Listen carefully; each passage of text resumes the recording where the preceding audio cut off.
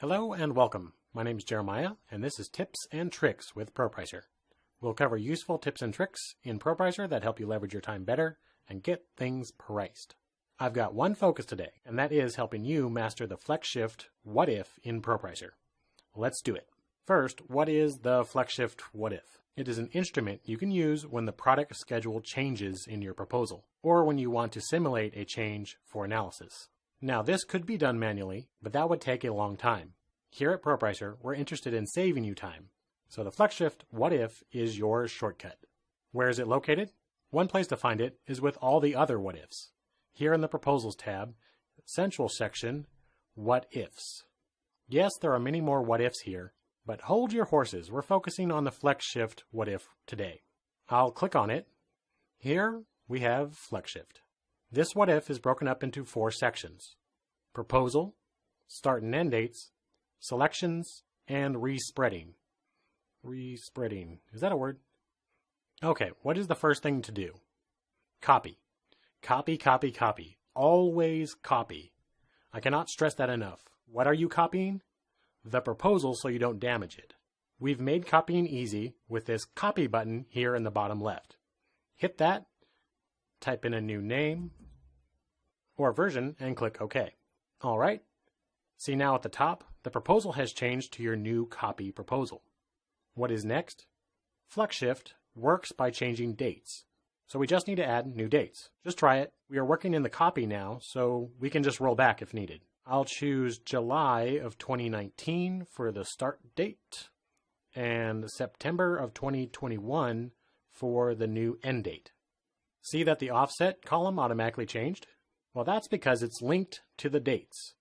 So if you don't know the exact date, you can just enter a number in the offset column, and FlexShift will calculate the date for you. Pro tip, you can also enter negative numbers to go back in time. Moving to selections, this middle section, we can make task or resource selections to grab just part of the proposal and not the whole thing. For this example, I want it all, so we'll leave these empty. Jumping down to the spreadification section, our options are keep original distribution, none, or use curve. I don't want to lose any estimates in my proposal, so I'll use the keep original distribution option. And so should you, like 99% of the time. The same total hours and costs, just in a different time frame. The none option is rarely used, but is useful when you just want to abandon all the resources that fall outside of the time frame.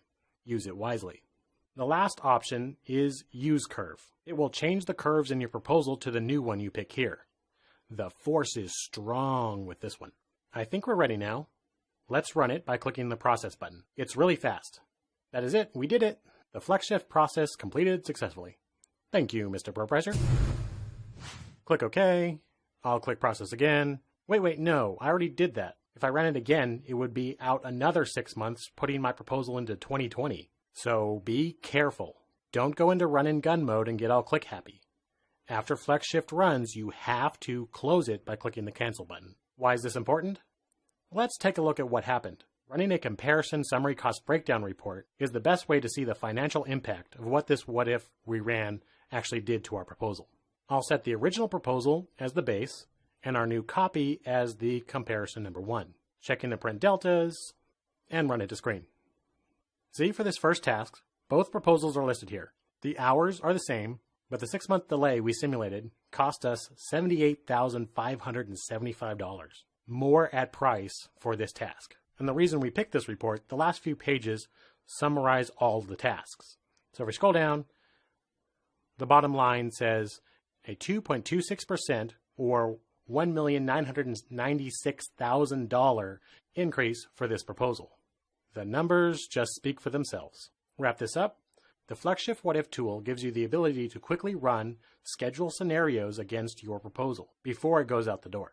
And it's flexible enough to handle real timeframe changes in your proposal. FlexShift can also be used to recurve your proposal, or, with selections, drill down to just part of the proposal and change the timeframe there.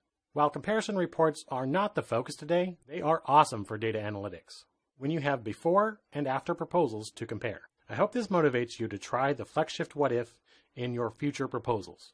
Keep pricing.